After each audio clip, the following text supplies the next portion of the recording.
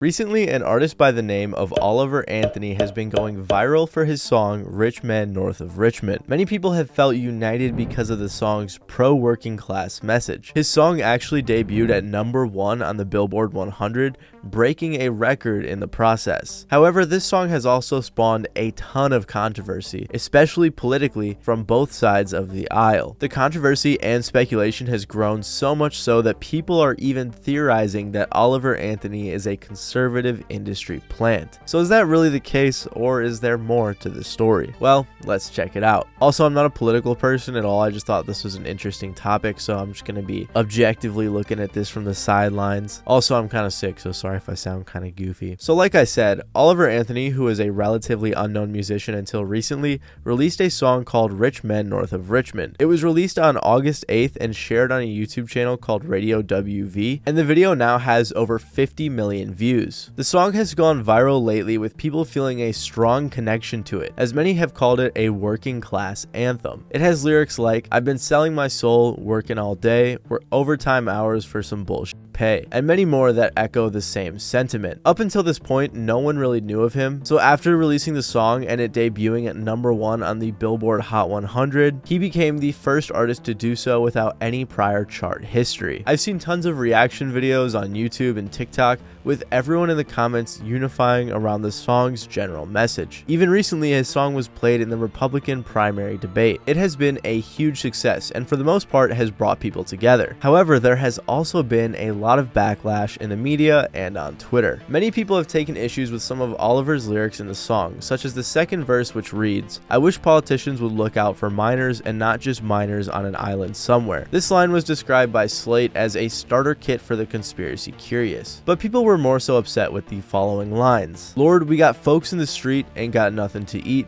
and the obese milking welfare. Well, God, if you're 5'3" and you're 300 pounds, taxes ought not to pay for your bags of fudge rounds." People have accused this line of being an allusion to the welfare queen, a term that is typically racist and refers to people unfairly taking advantage of welfare programs. And I will admit, this line is definitely an odd departure from the song's subject matter. Normally, I'd assume someone that's fighting for the working class would be more empathetic towards people in that situation. However, Oliver has since clarified what he meant on that verse. Welfare only makes up a small percentage of our budget. You know, we can fuel a proxy war in a foreign land, but we can't take care of our own.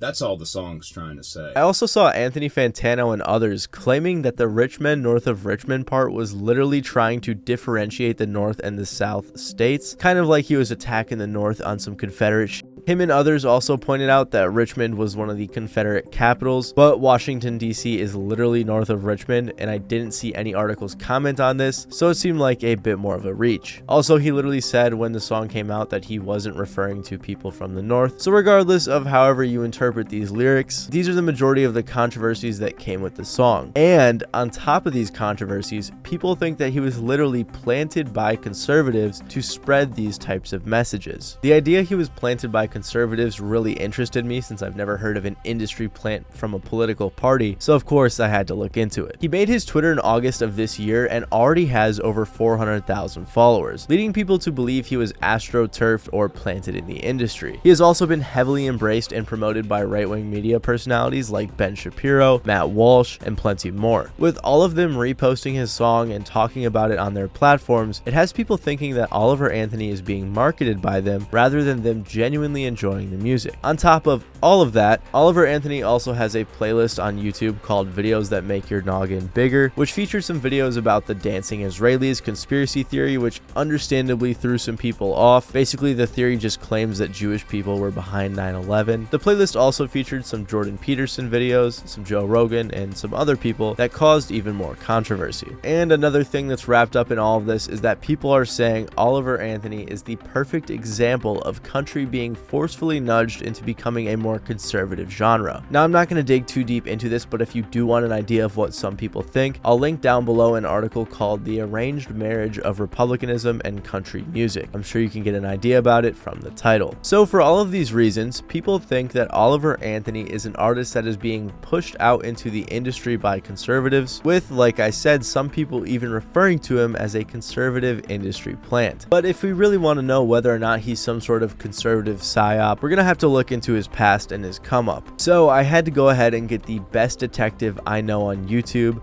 my boy Yokai, to help me look into his come up, and he found some pretty interesting things. What's up, Balls family? How about Ball Pit? I'm gonna call you guys the Ball Pit. It's not hard to see why people would be so quick to call Oliver Anthony an industry plant. Like Matt said, at no other point in history has someone's first Billboard debut been so popular that it debuted at #1. That's over 17 million streams in the song's first week, and almost 150,000 downloads. This guy had boomers in a damn chokehold. It's also super convenient that the day before his viral music video premiered, he posted a YouTube video essentially hyping it up, and specifically pointing out that this was the first time he was recording a song with a real microphone and a real camera, not just his phone.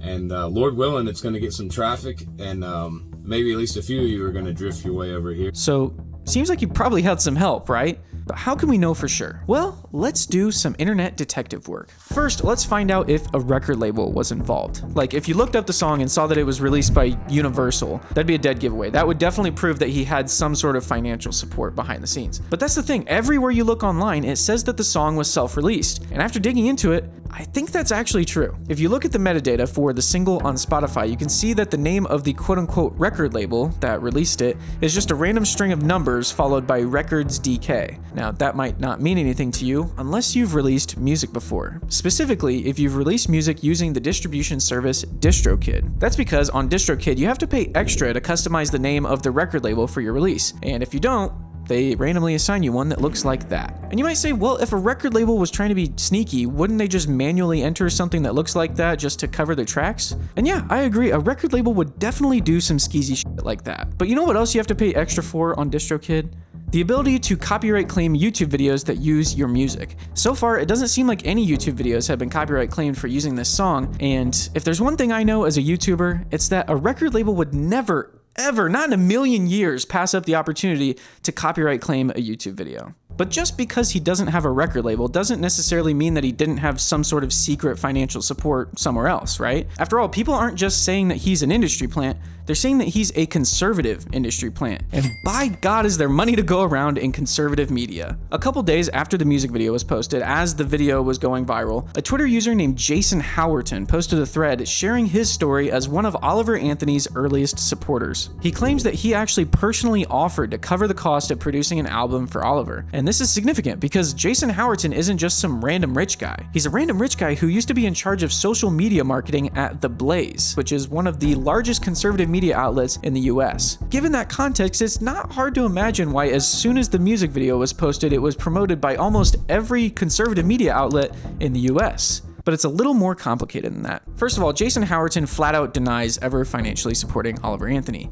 But anyone can just say that, right? Well, there's also the fact that Jason hasn't actually worked in conservative media since he left The Blaze over 3 years ago. In fact, a lot of the first media figures who promoted the song were actually part of the Daily Wire, which is a competitor to The Blaze. And it's worth noting that someone else actually also made an offer to produce an album for Oliver, and that person turned out to be conservative influencer and country singer John Rich, someone not only with connections in conservative media, but also in the music industry. But it doesn't seem like Oliver ever took him up on his offer either.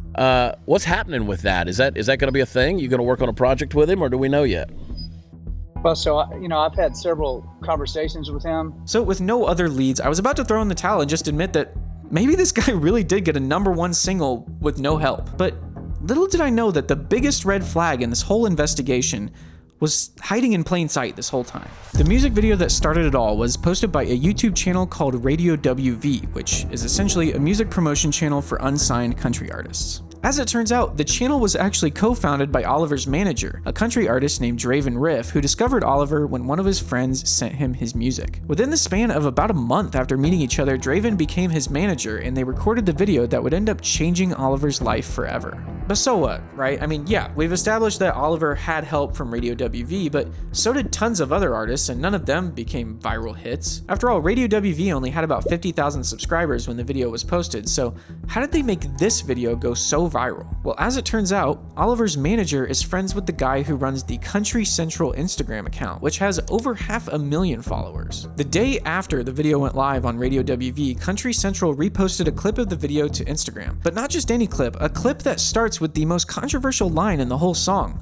the one about obese people milking welfare for fudge rounds. And controversy equals clicks. Within a few hours, not only was the Instagram post blowing up, but a longer clip of the video was also reposted to Twitter, where it was then shared by Daily Wire host Matt Walsh, kickstarting a week-long trend of basically every prominent conservative on the platform reposting or talking about the video. So yeah, Oliver Anthony's path to #1 definitely seems suspicious at first glance, but when you dig deep enough, it starts to make a little more sense. He might not be an industry plant per se, but he definitely had some help along the way. He obviously couldn't have done any of this without Radio WV, and I seriously doubt that he would have gotten the attention of conservative media if he didn't get that initial boost from his manager's buddy over at Country Central. Oliver Anthony probably wouldn't have had a #1 debut without the support of conservative media, which is kind of crazy because he apparently does not fuck with them at all. But I'm gonna let Matt tell you a little more about that because I got my own #1 single to write.